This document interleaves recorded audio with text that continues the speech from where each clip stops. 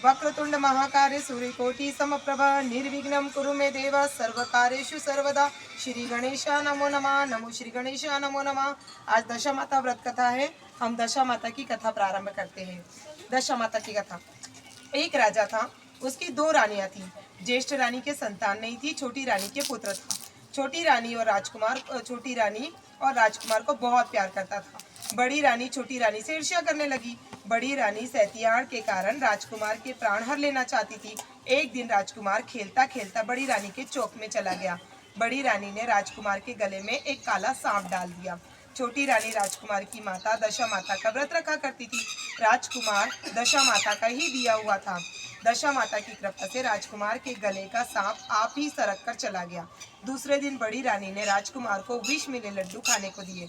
राजकुमार जैसे ही लड्डू खाने को हुआ तो दशा माता ने दासी का रूप धारण कर उसके हाथ से लड्डू छीन लिए।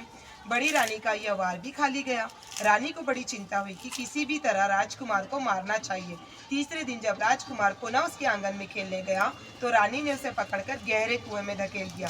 चूंकि कुआं बड़ी रानी के आंगन में बना था, इसलिए किसी को भी पता नहीं चला कि राजकुमार कहाँ गया। उत्तम जलाशय, शुद्ध स्वच्छ मकान तथा ऐसे ही दिव्य वस्तुओं में सदैव दशा माता का वास रहता है। जैसे ही बड़ी रानी ने राजकुमार को कुएं में धकेला तो दशा माता ने उसे बीच में ही रोक लिया। इधर दोपहर हो जाने पर राजकुमार ने न लौटने पर वो छोटी रानी को चिंता सताने लगी। इधर दशा माता को इस बात की चिंता हुई कि राजकुमार को उसके माता पिता के पास किस प्रकार पहुंचाया जाए। राजकुमार की तलाश करने वाले कर्मचारी निराश होकर बैठ गए। राजा व छोटी रानी पुत्र शोक में रोने लगे। तब दशा माता ने भिखारिन का रूप रखकर राजकुमार को गले से लगाए राजद्वार पर पहुंची। वो बोली राजकुमार को एक वस्त्र में छुपाए हुए भिक्षा मांगने लगी।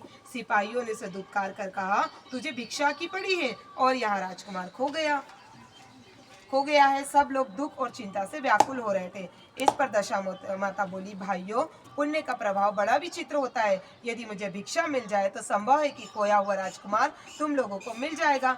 यह कहकर वो देहरी के भीतर पैर रखने लगी। सिपाहियों ने उसे आगे बढ़ने से रोका। उसी समय दशा माता ने बालक का पैर वस्त्र से बाहर कर दिया। सिपाहियों ने समझा कि कुंवर उसके हाथ में है, इसलिए उसे अंदर जाने दिया जाए। दशा माता कुंवर को लिए भीतर चली गई।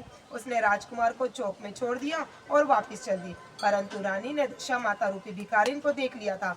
उसने कहा, खड़ी रह, तू कौन है? तूने 3 दिन से मेरे बेटे को छिपा कर रखा था। तूने ऐसा क्यों करा? तुझे मेरे प्रश्न का उत्तर देना ही पड़ेगा। दशा माता उसी क्षण ठहर गई। उन्होंने बताया, मैं तुम्हारे पुत्र की चोरी करने वाली नहीं हूँ। मैं तो तेरी आराध्य देवी दशा माता हूँ।